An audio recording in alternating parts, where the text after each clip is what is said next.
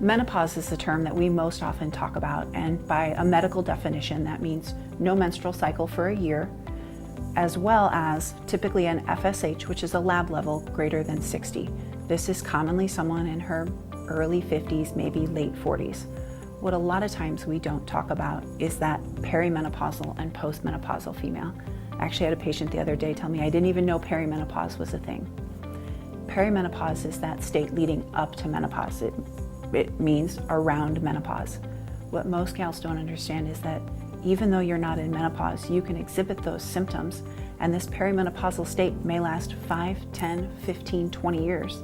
So if we take the average age of menopause at 52 and back that means perimenopause is often starting in the early 30s. And then there's that postmenopausal female who's maybe in her 60s.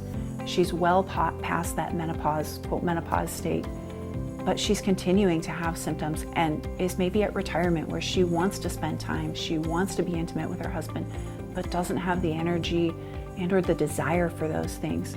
She also is someone who needs to know her options and better understand that just because you're through menopause doesn't mean that those symptoms are always going to go away. A lot of times those females can continue to have hot flashes, night sweats.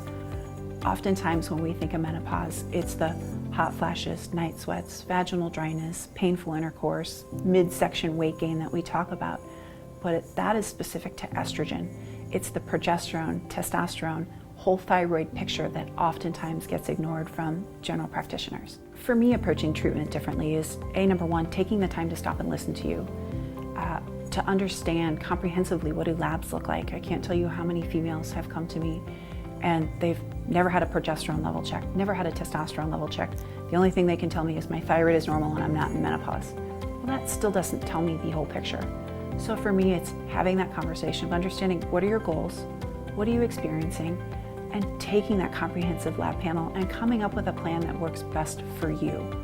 I always want to be talking to my patients frequently, giving them access so that we can have those conversations, and for them to understand that I'm someone who thinks if we're down this pathway, to understand that there's always another pathway if the pathway we went down didn't get you to where you want to go.